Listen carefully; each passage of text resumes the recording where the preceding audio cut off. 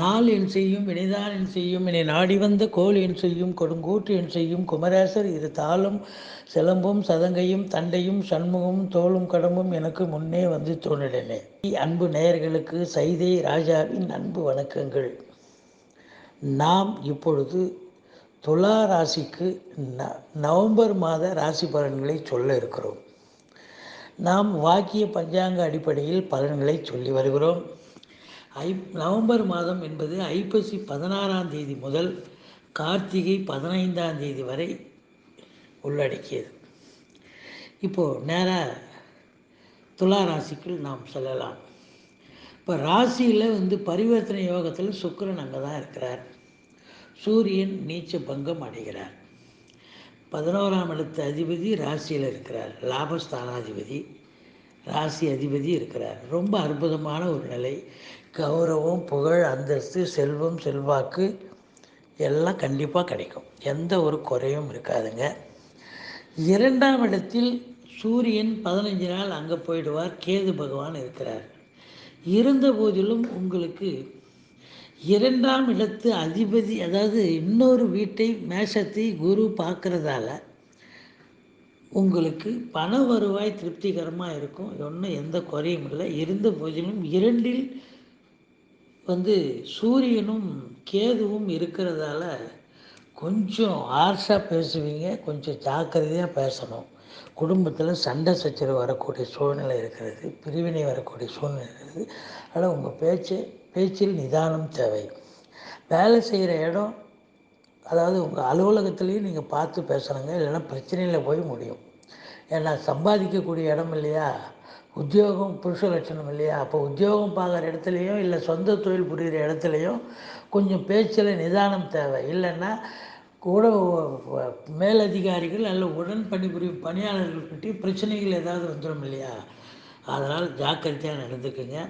நட்பு வட்டாரம், சொந்த பந்தம் எல்லாருக்கிட்டையும் நீங்கள் கொஞ்சம் அனுசரணையாக பேசுவது இந்த மாதத்தில் கொஞ்சம் நல்லதாக இருக்கும். இல்லைன்னு சொன்னால் உங்களுக்கு கஷ்டமாக தான் இருக்கும். பிரச்சனையில் கொண்டு போய் முடியும். இது ஒன்று தான் உங்களுக்கு மைனஸ் இந்த மாதத்தில். 3ஆம் இடம் குரு இருக்கிறார். 15 நாள் குரு இருக்கிறார். அதான் உங்களுக்கு பரிவர்த்தனை யோகத்தில் குரு அங்கே தானே இருப்பார்.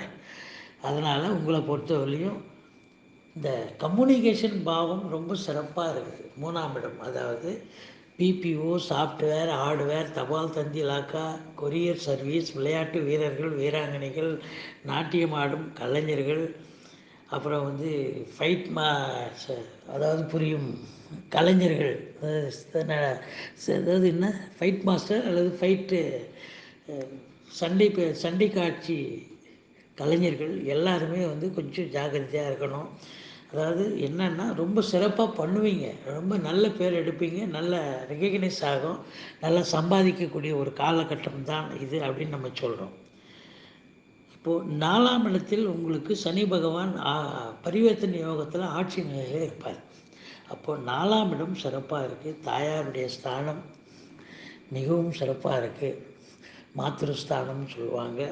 வண்டி வாகனங்கள் புதுசாக வாங்குவீங்க. அதோடு மட்டும் இல்லாமல் ஒரு சிலர் வீடு இல்லாதவர்களுக்கு வீடு வாசல் அமையக்கூடிய ஒரு சூழல் கண்டிப்பாக இருக்கிறது. உடல் ரீதியாக உங்களுக்கு எந்த பிரச்சனையும் பண்ணால் சுகஸ்தானம் திருப்திகரமாக இருக்குது அப்படின்னு நம்ம சொல்கிறோம். 5ஆம் இடத்தை சனி பகவான், தனுசில் இருக்கிற சனி பகவான் 3ஆம் பார்வையாக பார்க்குறதால உங்களுடைய பிள்ளை செல்வங்களுக்கும் உங்களுக்கும் கருத்து வேறுபாடு வரும். உங்கள் பொண்ணு வயதில் மூத்தவர்களாக இருந்தால் படிப்பு நல்ல பெரிய படிக்கிறவங்க நிலை இருக்கும். அப்போது மேன்மையாக தான் இருப்பாங்க அவங்க. இருந்தாலும் அவங்க கூட உங்களுக்கு கொஞ்சம் கருத்து வேறுபாடு வரும். பூர்வீகத்தில் ஏதாவது ஒரு வில்லங்கம், லிட்டிகேஷன் வரும். இல்லை பூர்வீகத்தில் பங்காளிங்க சண்டை, அது மாதிரி ஏதாவது ஒன்று இருக்கும். நீங்கள் போய் அதை சரி பார்த்துட்டு வாங்க. உங்கள் குலதெய்வ வழிபாடு சரி பண்ணுங்க அப்படின்னு நம்ம சொல்கிறோம். 6ஆம் இடத்தில் செவ்வாய் இருக்கிறார். இது அற்புதமான ஒரு நிலை. கடன் சுமை படிப்படியாக குறையும். எதிரிகள் ஓடி ஒளிவார்கள். உடல் ரீதியாக உங்களுக்கு எந்த ஒரு பிரச்சனையும் இருக்காது. ஆரோக்கியமாக இருக்கும்.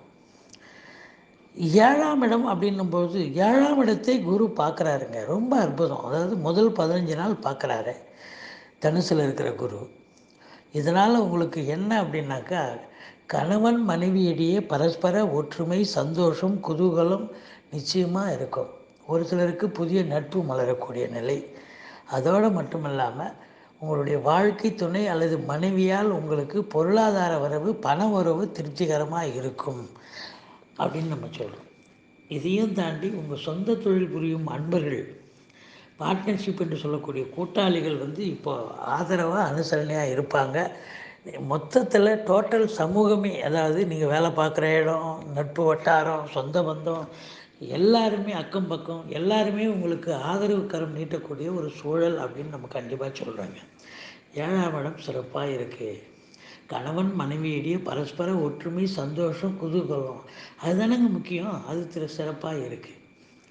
இப்போது 8ஆம் இடத்தில் ராகு இருந்து குரு பார்க்குறார்.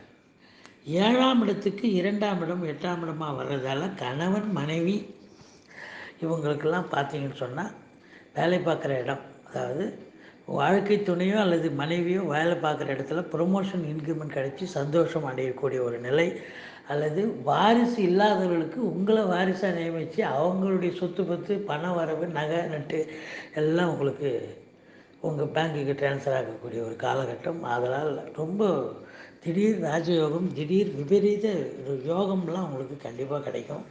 ஒரு சிலர் வேலை செய்கிறவங்களுக்கு இந்த இன்சூரன்ஸ் பணம் கிளைம் ஆகி கைக்கு வரக்கூடிய ஒரு காலகட்டம்னு சொல்லலாம்.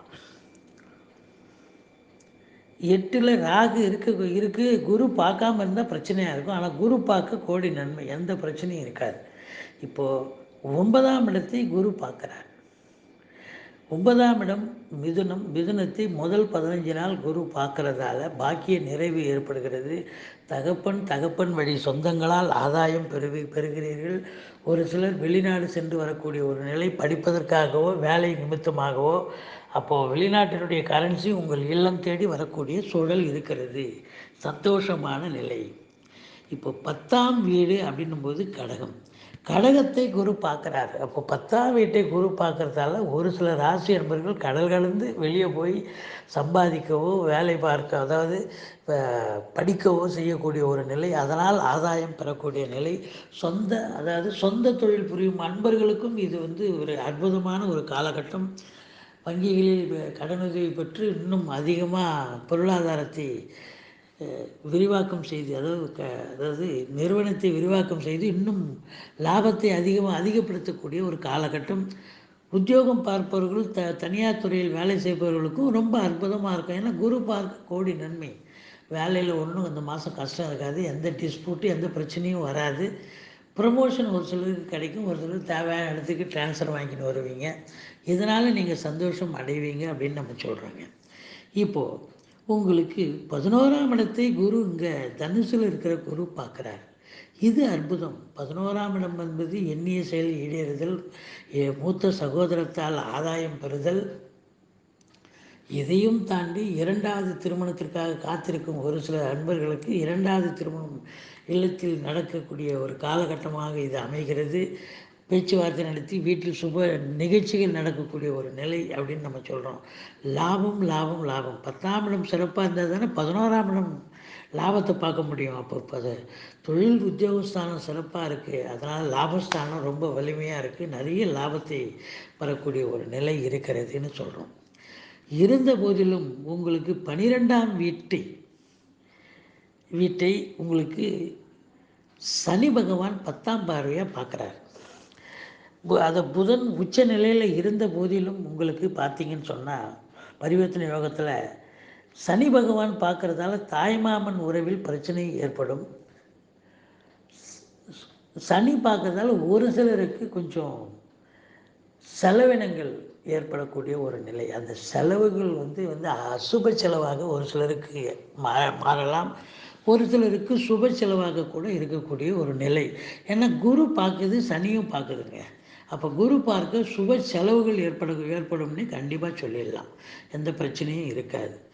இப்போது இந்த துளாராசி அன்பர்களுக்கு 2, 3, 4 நவம்பர் 2, 3, 4 ஆகிய தேதிகளில் சந்திராஷ்டம தினங்கள் வருவதால் நீங்கள் புதிய முயற்சிகளில் இறங்க வேண்டாம். வழக்கமாக செய்யும் பணிகளை செய்து வாருங்கள். பிரயாணத்தை தவிர்த்து கொள்ளுங்கள். கொடுக்கல் வாங்கல், பணம் கொடுக்கல் வாங்கல ஜாக்கிரதையாக இருங்க.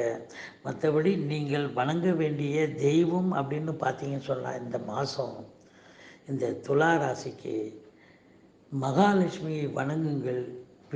விநாயகரை துதியுங்கள். அதாவது சக்கரத்தாழ்வார் மற்றும் துர்கா தேவி வழிபாடு செய்யுங்கள். வாழ்க்கையில் எல்லா வளமும் நலமும் கிடைக்க நான் எப்பொழுதும் பூஜிக்கும் ஸ்ரீ ராகவேந்திரரை வணங்குகிறேன். வாழ்க வளமுடன், வாழ்க வளமுடன். ஸ்ரீ குபேரன் டிவியை பார்த்தமைக்கு நன்றிகள். மேலும் இது போன்ற தகவல்களை தெரிந்து கொள்ள ஸ்ரீ குபேரன் டிவியை சப்ஸ்கிரைப் செய்யுங்கள். மறக்காமல் பெல் ஐக்கானை கிளிக் செய்யுங்கள்.